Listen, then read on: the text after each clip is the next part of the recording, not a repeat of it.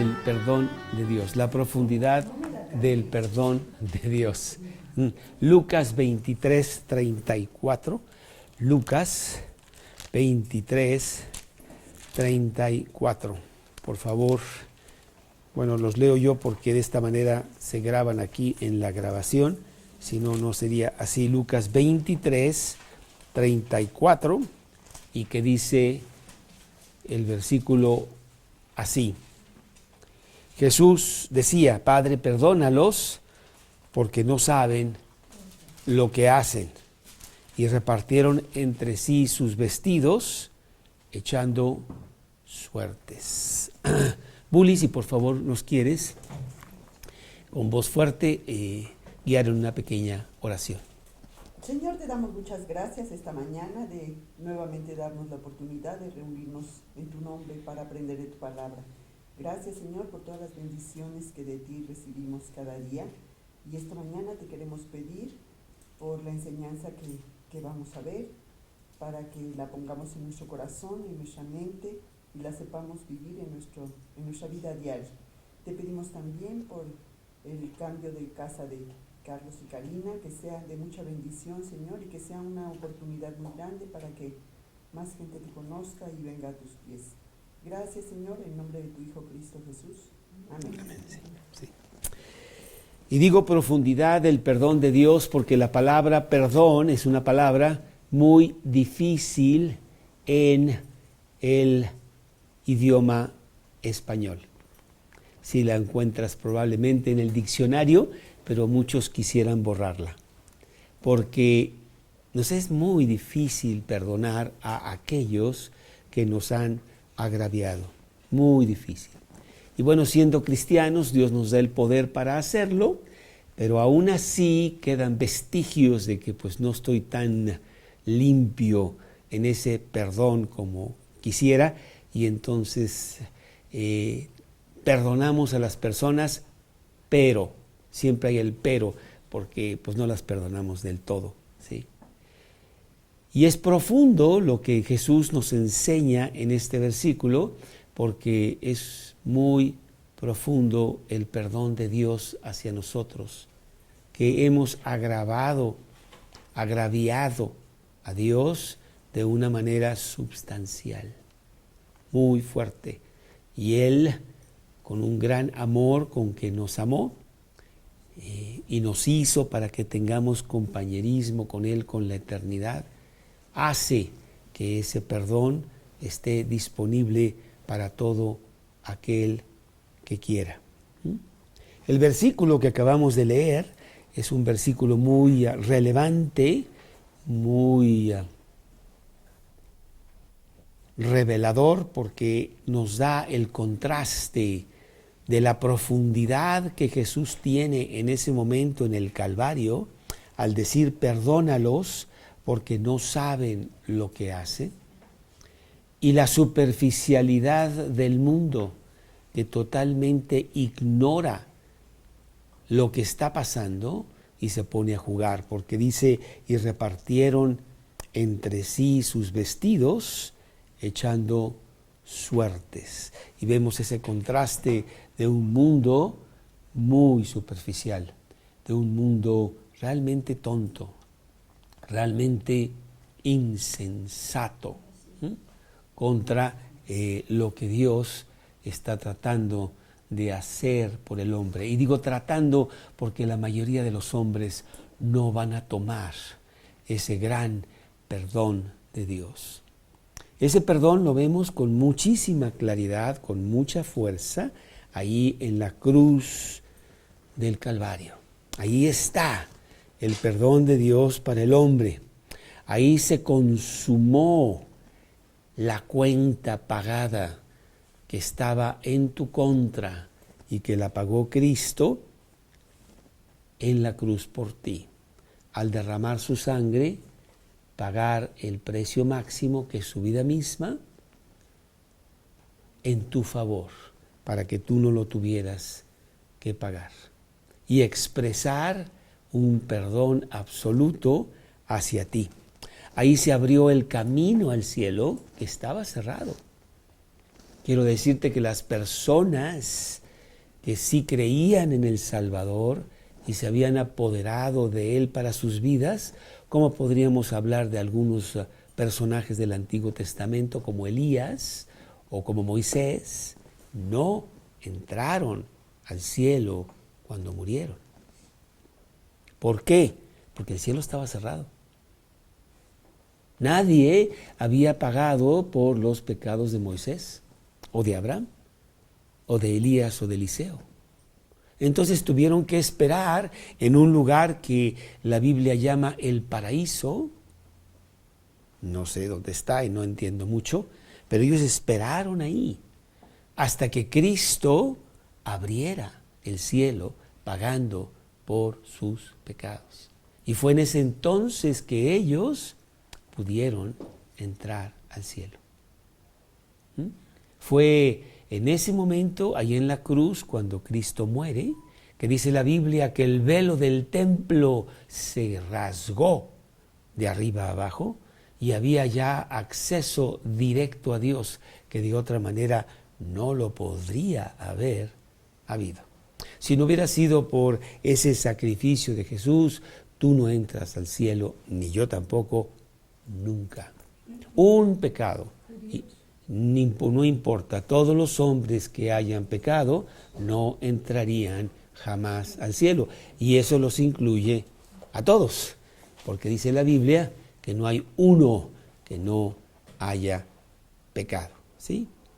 Entonces, pues esa es la situación que tenemos del por qué Cristo, desde antes de la fundación del mundo, en consejo con el Padre y con el Espíritu Santo, decidieron que Él viniera a la tierra con el expreso propósito, no de fundar una religión, no de predicar bonito, que tengas bondad para con los demás o esto o lo otro, no, sino venir a morir a la cruz por el hombre. Única manera de que se pudiera abrir esas puertas del cielo. Fue en ese momento en donde Cristo anula el acta de los decretos que hay en tu contra y que te condena para nunca poder entrar al cielo, pero Cristo la anula, Cristo la paga por ti. Colosenses capítulo 2, versículos 14 y 15. Colosenses 2, 14 y 15. Colosenses 2, 14 y 15, anulando, aquí está la palabra, anulando el acta de los decretos que había contra nosotros, que nos era contraria, quitándola de en medio y clavándola en la cruz. Y despojando a los principados y a las potestades, los exhibió públicamente, triunfando sobre ellos en la cruz. Hay una acta en tu contra muy fuerte. Ahí están todos tus pecados, ahí están todas tus ofensas que te impedirían entrar al cielo. Pero dice Cristo, dice la Biblia, que eso está anulado cuando tú aceptas a Cristo en tu corazón y haces el pago de la cruz para ti. Bueno, solo en la cruz podemos aprender el significado total de esa palabra perdón en toda su inmensidad. Y cómo yo debo de apropiármela y perdonar también a otros. Perdona nuestras deudas, dice la oración al Padre, así como nosotros perdonamos a nuestros deudores. Porque si no perdonamos a nuestros deudores, dice la oración, pues tampoco Dios nos perdona a nosotros. Está en Mateo capítulo 6.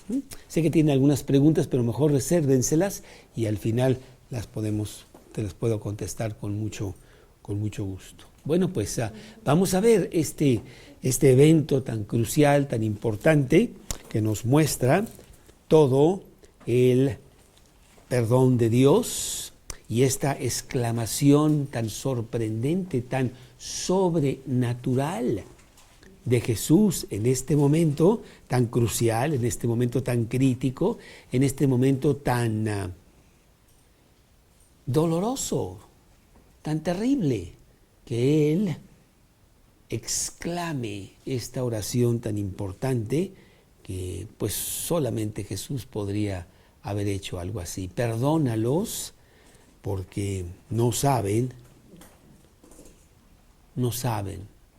lo que hacen. Y vamos a recordar lo que estaba pasando ahí con Jesús para que Él exclamara esta oración en una situación de agonía de muerte, de tremendo dolor físico y más que todo un tremendo dolor espiritual, porque en ese momento tiene toda la ira de Dios sobre él. Él está pagando por tus pecados. Quizá podemos recordar un poquito. Número 1, Getsemaní. Bueno, pues no te estoy hablando de algo totalmente extraño. En Getsemaní Jesús ya estaba agonizando con grandes gotas de sangre que él estaba sudando. Lucas 22, 44. Lucas 22, 44. Y estando en agonía, aquí lo dice, y estando en agonía, oraba más intensamente, y era su sudor como grandes gotas de sangre que caían hasta la tierra. Cuando una persona está sudando sangre, está a punto de morir. Bueno, Cristo debió haber sido una persona físicamente muy fuerte para resistir esa agonía y lo que vendría después, en las siguientes horas, que iba a ser realmente terrible. Número 2, el juicio con Anás.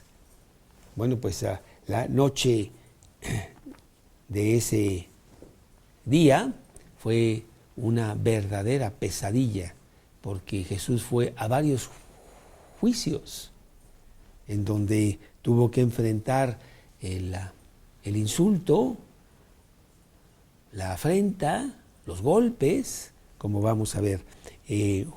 Juan 18, 12. Juan 18, 12.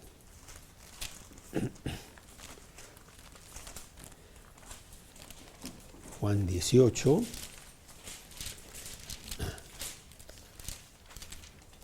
12, que dice así: entonces la compañía de soldados, el tribuno y los alguaciles de los judíos prendieron a Jesús y le ataron y le llevaron primeramente a Anás, porque era suegro de Caifás, que era sumo sacerdote en aquel año. Bueno, no tenían por qué llevarlo a Anás. Anás realmente no era nadie desde el punto de vista legal, pero tenía una gran influencia en todo lo que estaba pasando, era el suegro del sacerdote, y lo llevaron con Anás, y ahí tú puedes leer que hubo una serie de eventos muy feos que empezaron con grandes situaciones para Jesús esa noche. Número 3, el juicio con Caifás, porque después de llevarlo con Anás y no conseguir nada, porque pues, Anás no era nadie, entonces lo llevaron directamente con el sumo sacerdote Caifás. Mateo 26, 57. Mateo 26, 57. Que dice, los que prendieron a Jesús le llevaron al sumo sacerdote Caifás, a donde estaban reunidos los escribas y los ancianos. Quiero hacerte notar que para que tú entiendas muchos de los eventos y su secuencia, es importante que entrecales todos los evangelios, porque aquí en Mateo no se habla del juicio de Anás. Dice que lo prendieron y lo llevaron directamente con el sumo sacerdote Caifás. Pues no es así, ¿verdad? Leímos ya en Juan que primero fue con Anás. Entonces, para entender todos los eventos de la crucifixión, todos los eventos de la resurrección, y muchas otras cosas, tú tienes que agarrar los evangelios y entrelazar cronológicamente los diferentes relatos para tener un relato completo. Inclusive por ahí está un escrito con los evangelios entrelazados para que tú los puedas leer de esa manera. Por ahí está y lo puedes tú conseguir. Pero vemos aquí que lo llevan después con Caifás, que es otro juicio también totalmente ilegal. Todos esos juicios son ilegales en medio de la noche, en donde no hay ninguna legalidad en ellos. Pero pues realmente hay un odio, una premura por ya deshacerse de Jesús, que pues no quieren perder tiempo y no sé qué horas serían, las 12, la 1 de la mañana. Estamos hablando de ese juicio con Caifás. Después, bueno, sí quieren hacer un juicio legal, porque bueno, tiene que ser la situación totalmente legal y para ello, al amanecer, hacen un juicio legal con todos los oficiales de Jerusalén en contra de Jesús. Y esto, ponle ahí el número 3 o número 4, el juicio legal al amanecer. Yo no sé a qué horas abrían las oficinas ahí en este tiempo, ¿verdad? Pero para hacerlo oficial tenía que ser pues una hora también oficial. Y eso lo vemos en Lucas 22, 66. Lucas 22, 66. Dice Lucas 22, 66. Cuando era de día, se juntaron los ancianos del pueblo, los principales sacerdotes y los escribas, y le trajeron al concilio. Entonces ahora sí quieren hacer la cosa ya legal y se juntan los 70. Había un cuerpo de sacerdotes y escribas y oficiales que conformaban el Sanedrín, que es el grupo que regía las leyes judías ahí en Jerusalén. Y ahora sí los reúnen para que se vayan contra Jesús, y ahí es donde lo declaran ya oficialmente culpable. Bueno, lo tenían culpable desde antes de que lo agarraran, porque ya tenían determinado qué iban a hacer con él. Pero bueno, querían más o menos hacer la finta de que era una cosa legal, y no nada más apedrearlo, por ejemplo, como lo hicieron después con este cristiano Esteban, en donde no esperaron, sino sencillamente lo apedrearon, ¿sí? Pero con Jesús era muy importante que no fuera así, porque ellos querían públicamente deshacer todas las enseñanzas y todas las cosas que había dicho Jesús. Querían hacerlo lo más oficial que se pudiera. Y para hacerlo oficial necesitaban el permiso o la autoridad de Roma. Y entonces, bueno, pues había que hacer eso, ¿sí? Y entonces el siguiente punto, el número 5, que ante todas estas cosas, pues Jesús es llevado ante Pilato, el juicio con Pilato. Tú puedes leer los pasajes, estoy dándote un versículo de cada uno de estos puntos, pero tú puedes leer el pasaje en donde hay injurias, en donde hay golpes, en donde realmente ya la cara de Jesús está totalmente desfigurada y hay sangre por todos lados. No durmió para nada toda la noche, con todas estas cosas y agravios que le llevan a este estado realmente deplorable que tiene ya Jesús. Pero yo creo que esperaron, no sé, una hora más o lo que sea, para ir ya al pretorio, al lugar en donde estaba Pilato, para que Pilato determinara oficialmente como ley romana la muerte de Jesús. El juicio de Pilato número 5, y eso lo vemos en Juan 18. Juan 18.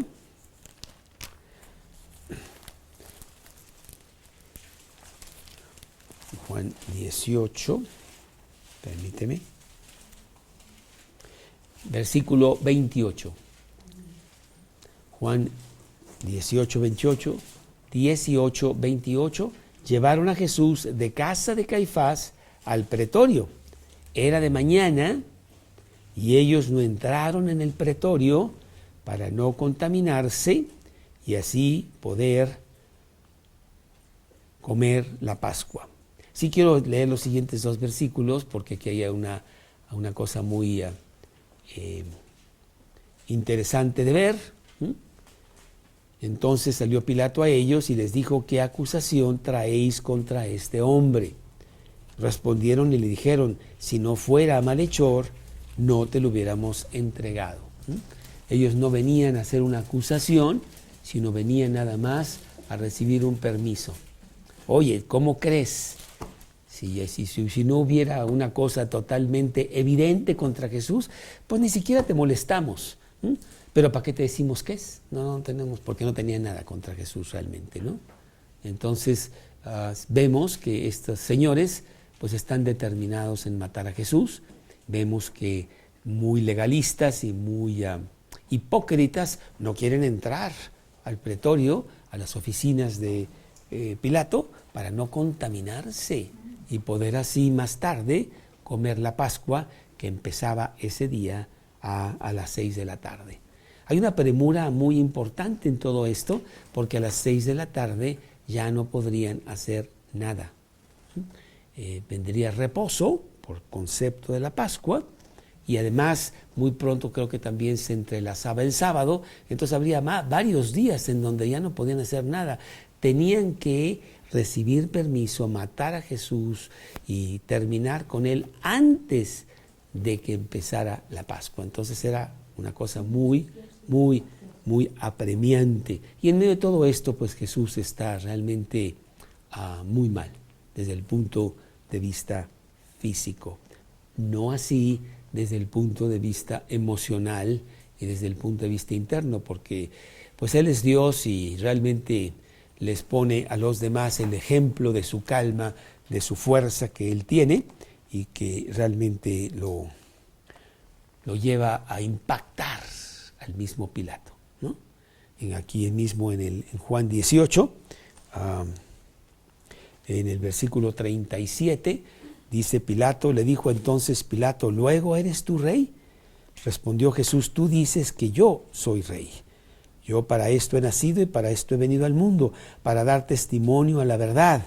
Todo aquel que es de la verdad oye mi voz. Le dijo Pilato: ¿qué es la verdad?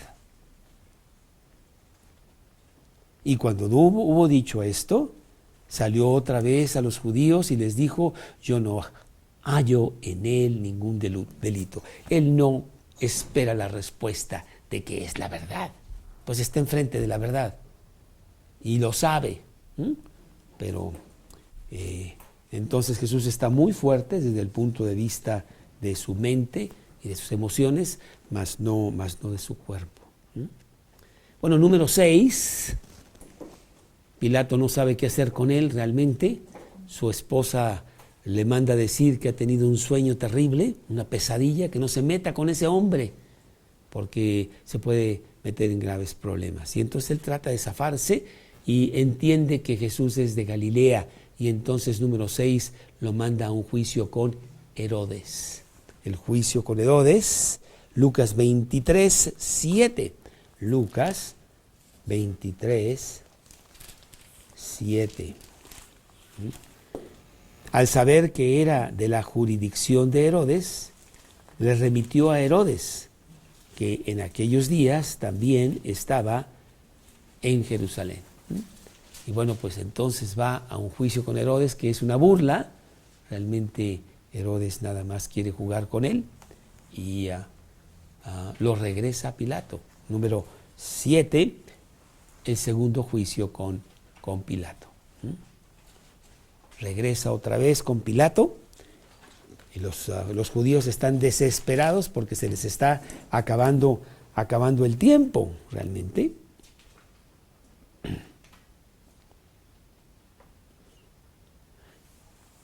Pilato lo manda a azotar. Dice el capítulo 19, versículo 1, en este segundo juicio con Pilato. Así que entonces tomó Pilato a Jesús y le azotó. Juan 19, capítulo 1, Juan 19, 1. Bueno, en la ley judía no se le permitía a la autoridad dar más que 39 azotes. ¿Por qué? Porque con eso, mucho menos que eso, las personas se morían. Y Jesús recibe la cuenta máxima, 39 azotes. Yo quiero decirte que no es un látigo cualquiera, sino que trae una serie de añadiduras de metal en donde realmente le desgarraban el cuerpo. Y eso es lo que recibe Jesús. Pilato está tratando de soltar a Jesús y decir, pues mira, ya, mira todo lo que hice, ya déjenlo en paz. Pero bueno, esto nada más añade mucho más dolor físico a Jesús. Y dice el versículo 2, como si fuera poco, que los soldados entretejieron una corona de espinas y la pusieron sobre su cabeza. Y le vistieron con un manto de púrpura y le decían, salve, rey de los judíos, y le daban de bofetadas. Entonces, pues todo esto se va añadiendo a todo el suplicio que Jesús está teniendo. Yo, desde el punto de vista humano, que me voy a acordar de perdonar a nadie. A lo mejor no hay nada en mí, pero yo no tengo tiempo, o sea, yo estoy muy, muy mal.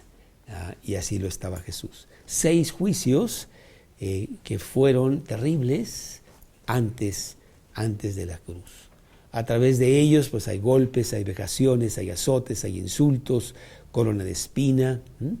Y luego además de eso lo hacen cargar su propia cruz. Cuando finalmente Pilato, aquí mismo en el capítulo 19,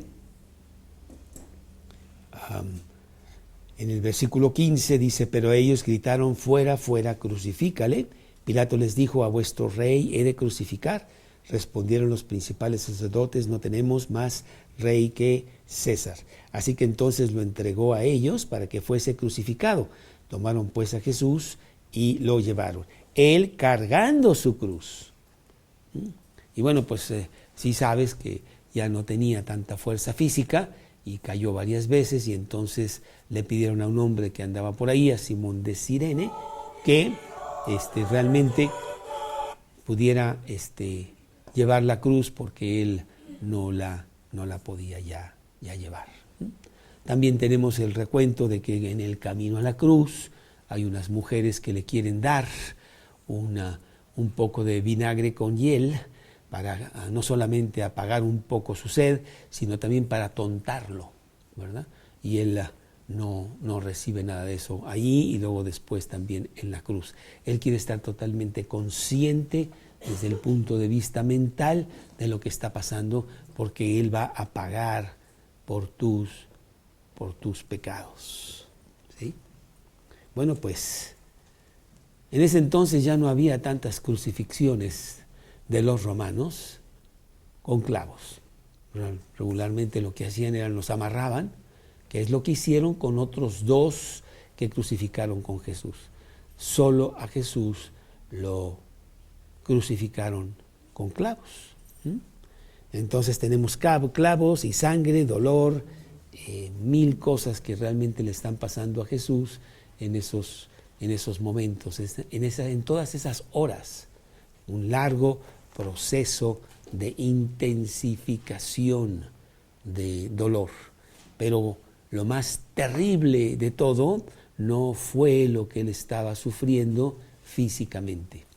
Dice la palabra de Dios que por primera vez en la eternidad, y única vez, el Padre y el Hijo no tienen ninguna relación.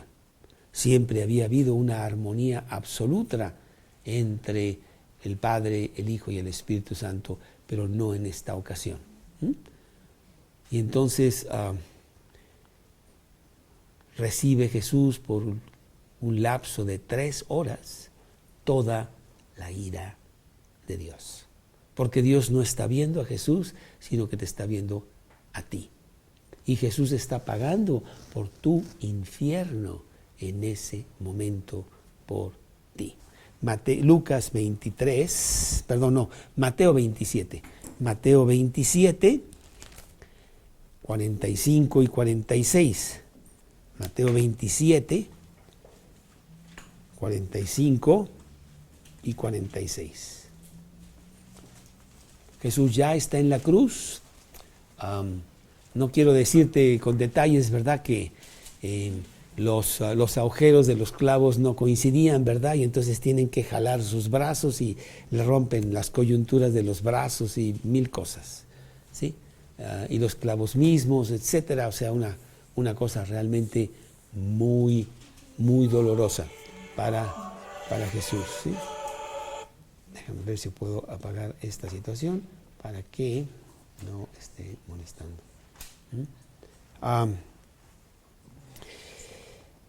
Dice Mateo 27, 45, y desde la hora sexta hubo tinieblas sobre toda la tierra hasta la hora novena.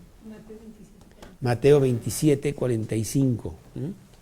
Y cerca de la hora novena, Jesús clamó a gran voz diciendo, Elí, Elí, lama sabactani, esto es, Dios mío, ¿por qué me has desamparado? Es muy significativo ver que Él no le llama Padre. A través de su ministerio, ¿no?, Él siempre le está llamando Padre. Pero en este momento no le llama Padre. Le llama Dios mío. ¿Por qué? Porque en este momento no es su Padre.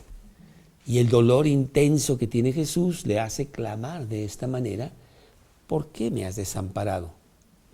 Él sabe, Él tiene la respuesta, pero Él es humano también. Y entonces tiene todo este dolor en donde la ira de Dios está sobre Él. Bueno, pues no entendemos muy bien cómo es entonces que Él puede clamar estas palabras de gran profundidad para con el Padre. Perdónalos. Quiero interceder por ellos. Quiero abogar por ellos. Están tan ciegos. No entienden. No saben lo que están haciendo. Perdónalos. Pues, ¿cómo puede decir eso después de todo lo que acabamos de describir que pasó en esas horas anteriores? Bueno, pues mucho vamos a aprender acerca de esta palabra perdón a través de este evento y de esta exclamación de Jesús. Número 1, para poner lo que nosotros aprendemos de la palabra perdón, es el gran amor de Jesús para con nosotros.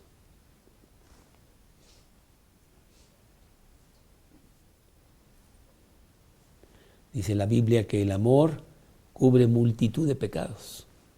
En el caso de Jesús, pues imagínate lo que Él sencillamente ignoró, porque su amor era tal que todo ello no era nada como para tambalear o disfrazar o apagar o cubrir el gran amor de Él por nosotros. Filipenses 2, del 5 al 8. Filipenses 2, del 5 al 8. Y dice así, y ya no la pone a nosotros porque Él quiere que entendamos esto para que lo pongamos en la practicalidad de nuestra propia vida. Nosotros tenemos también que perdonar. Y dice, haya pues en vosotros este mismo sentir que hubo también en Cristo Jesús. Haz lo mismo, dice Dios, el cual, siendo en forma de Dios, no estimó el ser igual a Dios como cosa a que aferrarse, sino que se despojó a sí mismo, tomando forma de siervo hecho semejante a los hombres, y estando en la condición de hombre, se humilló a sí mismo, haciéndose obediente hasta la muerte y muerte de cruz. Eso es lo que hace Jesús para que nosotros entendamos y veamos ese ejemplo y nosotros hagamos lo mismo. Y a lo mejor pues tú tienes que perdonar cosas terribles que te han hecho, pero no pueden haber sido tan terribles como lo que estamos viendo que le pasó a Jesús. Y sin embargo, Él perdona, porque es el gran amor que tiene por cada uno de nosotros. Número 2, el costo de ese amor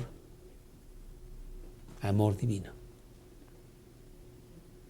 No solamente tiene un gran amor, sino que hay un costo para tener ese amor. Cuesta mucho. Y Él lo pagó. Hebreos 9:22. Hebreos 9:22, que dice así, el último pedacito de Hebreos 9:22, puedes poner Hebreos 9:22c. Sin derramamiento de sangre no se hace remisión. Jesús tenía que derramar toda su sangre, porque esa es la manera como pudiera haber habido remisión. Pago.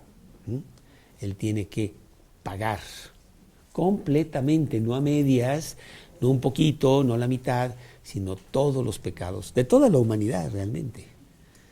Y Él derrama toda su sangre. ¿Te acuerdas que al final, cuando ya está muerto, para asegurarse que efectivamente está muerto, hay un soldado que le atraviesa el corazón? Y dice que la Biblia que sale un poco de sangre, pero sale agua, porque ya no hay sangre, ya la derramó toda. Él derrama su sangre por nosotros y paga el precio máximo. Hebreos 9:25 y 26.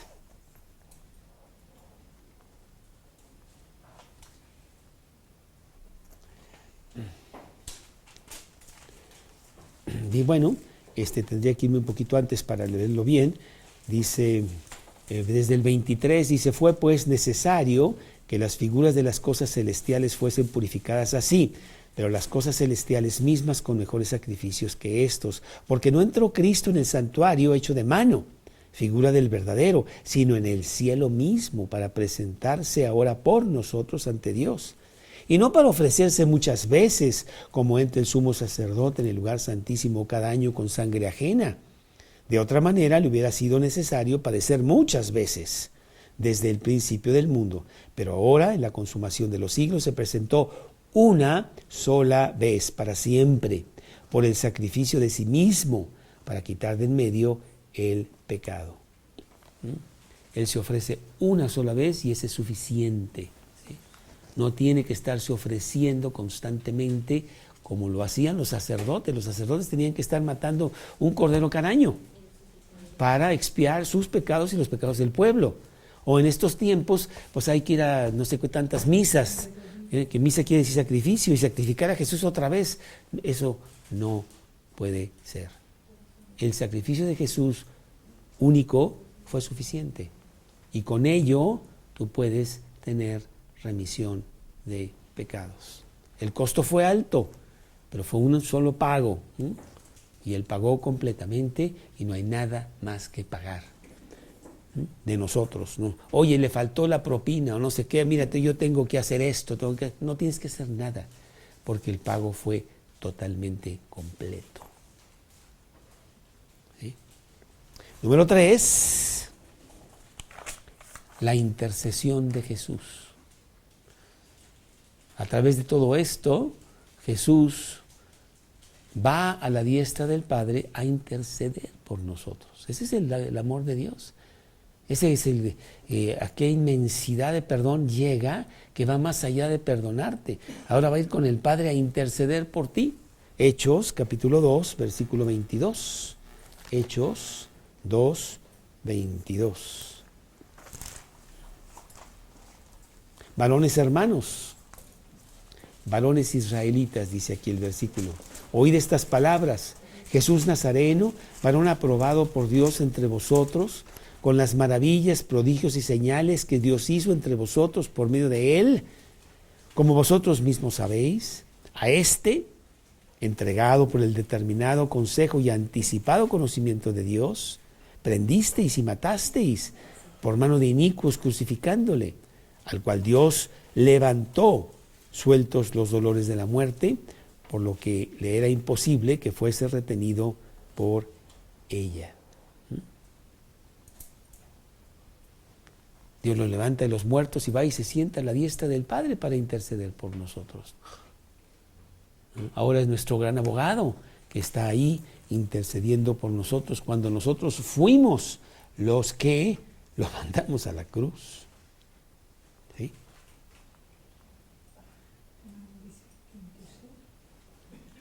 Número 4. El gran ejemplo de perdón para que hagamos lo mismo.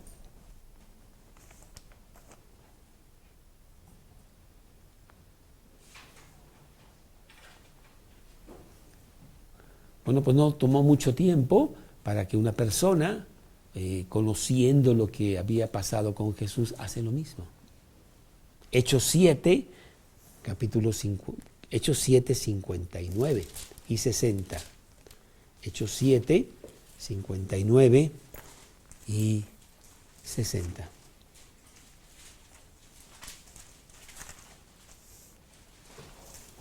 Dice, y apedreaban a Esteban, mientras él invocaba y decía, Señor, recibe mi espíritu. Y puesto de rodillas, clamó a gran voz, diciendo, Señor, no le tomes en cuenta este pecado. Y habiendo dicho esto, durmió. Entonces vemos a Esteban siguiendo el ejemplo de Jesús. Y nosotros debemos de hacer lo mismo. Nos lo pone Jesús para que entendamos lo que quiere decir perdón y para que hagamos lo mismo. A veces nosotros estamos atorados en una cosa tan pequeña en la vida, de no sé qué te hicieron o no te hicieron, y entonces ahí estás tú atorado, y al ver esto te dices, bueno, pues yo tengo que soltar ya esa situación y empezar a ser un verdadero cristiano, un seguidor de Cristo, y hacer realmente lo mismo. Que no estás todavía sufriendo hasta la muerte, ¿no? Pero tus penalidades tienes por no soltar ese perdón que necesitas finalmente otorgar a aquella persona que te ha agraviado. Y número 5, la realidad del infierno. La realidad del infierno. Si de alguna manera todavía tienes duda de la existencia del infierno, pues voltea a la cruz para que veas lo que es. Y eso no es nada comparado con el verdadero infierno. Pero ahí puedes verlo, el infierno que pasó Jesús a tu favor, para que tú, si aceptas ese pago para ti, no tengas que tener ese infierno. Infierno que te mereces, pero que puedes escapar de él con aceptar ese pago que Dios hace a tu favor. ¿Sí? Pues qué importante estamos viendo ahora en lo que es realmente la palabra perdón. Ante todo esto, habrá muchísima gente que no va a aceptar eso para sus vidas.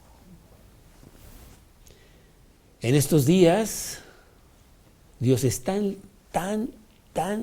lejos de nuestra sociedad, de la realidad de todos los días del hombre, que es sorprendente, que es alarmante.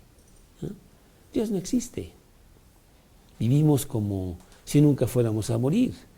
Vivimos como si Dios no existiera ni tendremos jamás que dar cuenta. Y sin embargo el mensaje está allí porque constantemente se está recordando. Aún en los pueblos no cristianos. Tú vas a Japón y ven Navidad y ahí está todas las cosas de Navidad y no sé qué, y no entienden muy bien, pero ellos también participan en la Navidad. Y en Semana Santa con las procesiones y van a Belén y está en la televisión y no sé qué, y por todos lados el mensaje de Jesús continúa. Y tan continúa que cada vez que tú escribes la fecha, pues ahí está, porque es 2016 después de Cristo. Aún la historia misma está sellada con la realidad de Jesús. Entonces está por todos lados. Y la necesidad del hombre de apropiarse de eso para su vida es sumamente urgente, urgente. Pero la mayoría, muchos, no tomará eso para sus vidas. Y entonces viene pues una advertencia terrible de parte de Dios, porque a veces pensamos que Dios es un Diosito que finalmente perdona a todos y que es muy bondadoso y que es muy lindo y no sé qué. Y eso es mentira. Dios no es un juego. Dios no es un tonto. Y lo leemos ahí en Hebreos capítulo 10. Hebreos capítulo 10, empezando en el versículo 26. Hebreos 10, 26. El libro de Hebreos es un gran libro que habla de todas estas situaciones de Jesús, su pago, y cómo es importante tomarlo para sí, para poder tener vida eterna. Contrario a lo que hacían los sacerdotes en el Antiguo Testamento, que pues el día de la expiación pues mataban un corderito y ya, pero tenían que hacerlo cada año. Y Jesús es el Cordero de Dios que quita el pecado del mundo. Si no lo aceptas para ti, si no lo agarras como el Salvador y Señor de tu vida, pues mira lo que dice aquí, que realmente sí es algo muy fuerte. Versículo 26 de Hebreos, capítulo 10. Si pecaremos voluntariamente después de haber recibido el conocimiento de la verdad, ya no queda más sacrificio por los pecados. Dios hace todo esto por ti. Mata a su propio Hijo con todos estos antecedentes que acabamos de hablar, con un gran perdón para ti. Y tú lo pisoteas, y tú lo menosprecias, y tú lo rechazas. Si pecaremos voluntariamente después de haber recibido el conocimiento de la verdad, ya no queda más sacrificio por los pecados. Dice Dios, ¿qué más puedo hacer? Sino, esto es lo que queda, una horrenda expectación de juicio y de hervor de fuego que ha de devorar a sus adversarios. Si tú no tomas el sacrificio para ti, entonces ya no queda más que tú pagar en el infierno. Dice Dios, lo siento, realmente te la puse tan fácil, pero tú lo rechazaste.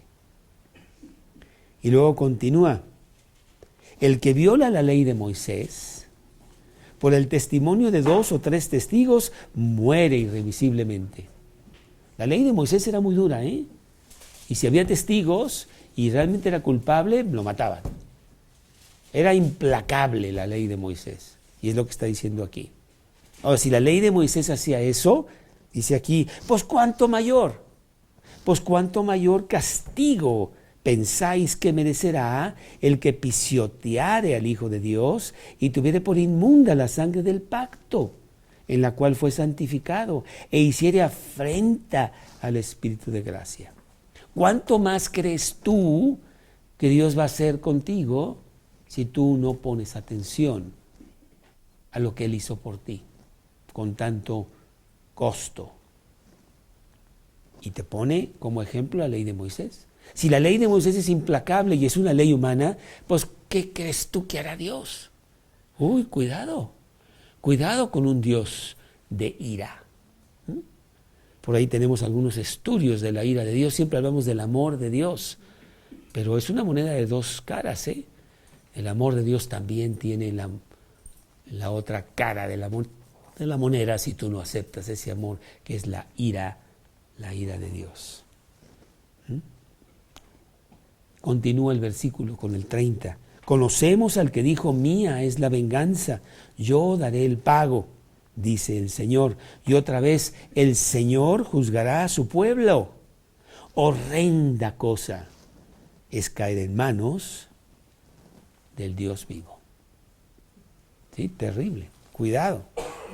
Cuidado con Dios. Y sin embargo el hombre hoy está tan lejos, tan distraído con todos los juguetes que ahora tiene, pensando como el avestruz que se puede esconder de Dios y Dios nunca lo va a encontrar. Y demorar la realidad que tiene de enfrentarse a Dios por siempre. Ay, no es cierto, nunca, no va a pasar. Esos son cuentos de la Edad Media, tonterías que el hombre tuvo que inventar porque pues no tenía respuestas a las leyes de la naturaleza, pero ahora tenemos la física y tenemos la química y tenemos todas estas cosas. Ya sabemos por qué hay terremotos y ya sabemos por qué todo. O sea, que olvídate de Dios, Dios no existe. Pues cuidado porque eso no es así. Y la realidad vendrá para ti pronto cuando tú mueras y te enfrentes a un Dios de ira. Hebreos capítulo 9, versículo 27. Hebreos 9, 27. Versículo fuerte para todo aquel que no quiere atender lo que dice Dios. Y de la manera que está establecido, que los hombres mueran una sola vez. Y después de esto, el juicio. En donde no podrás comprar al juez. Y en donde te declararán culpable por las cosas que has cometido y que nadie pagó por ti, porque no quisiste tomar el sacrificio de la cruz para ti. Realmente sí es un mensaje muy, muy fuerte que debemos atender para salir y decir a los demás que pues pongan atención a esto, porque mañana tendrán que enfrentarse directamente con Dios. Un Dios de ira. Dios no tolera el pecado en cualquier forma que esté. Es nuestro deber, por tanto, ir con las personas. Oye, déjame explicarte lo que es el perdón. Déjame insistir en que pongas atención a esto que es tan importante y que lo tienes totalmente arrumbado en tu propia vida. Y si no lo tomas, pues llegará el momento en que será demasiado tarde, porque entonces tendrás que pagar tú en el infierno. El infierno que Dios pagó por ti en la cruz. ¿Sí? Juan 3:18. Juan 3:18, que dice: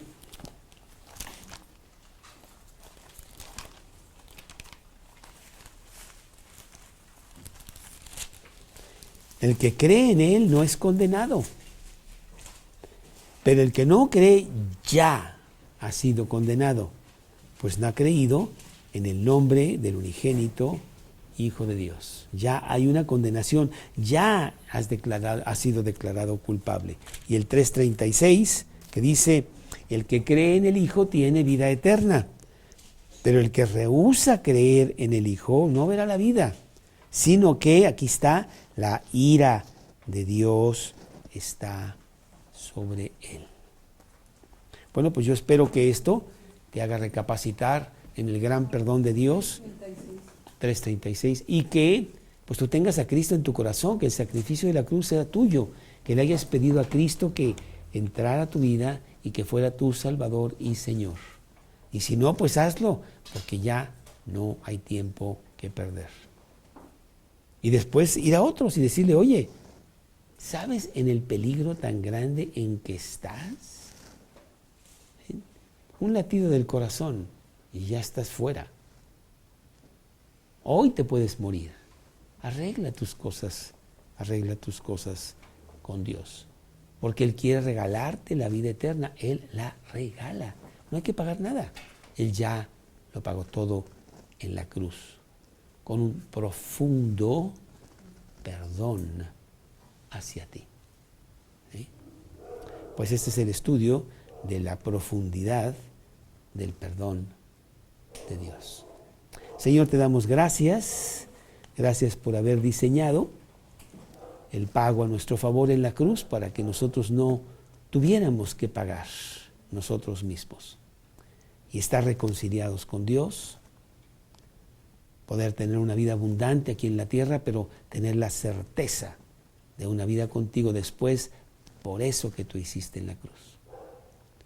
Y permítenos que vayamos a otras personas a decirles que ellos necesitan eso o su destino eterno es terrible. Señor, y si hay alguna persona aquí que no haya hecho esa oración para que Cristo sea el Salvador y dueño de su vida, pidiendo perdón por sus pecados, pues que lo haga ahora, en este momento. Qué mejor momento, y recibir como regalo la vida eterna. Voy a hacer una oración para si hay alguna persona aquí que quiera hacerla conmigo, pidiéndole a Cristo que sea el dueño y Señor de su vida. Señor, te pido perdón por mis pecados y te suplico entres a mi corazón ahora mismo como dueño y Señor de mi vida. Te lo pido basado en lo que tú hiciste por mí en la cruz. Ahí pagaste por mí y quiero que eso sea mío hoy. Ahora mismo, en este momento. Te lo pido en el nombre de Cristo Jesús. Amén. Carlos, una pregunta. Si Jesús no hubiera dicho, Padre, perdónalos porque no saben lo que hacen, no hubiera tenido sentido su muerte, ¿verdad? No, eso fue nada más una confirmación de lo que estaba haciendo. Su muerte era suficiente. Pero eso lo dijo para que nosotros entendamos qué estaba haciendo y cómo nos estaba perdonando, ¿no? Si no lo hubiera dicho, de todas maneras, su sacrificio no hubiera tenido menor peso, para nada. Pero él está haciendo público para que nosotros entendamos qué está pasando y cómo necesitamos conocer bien esa palabra, perdón.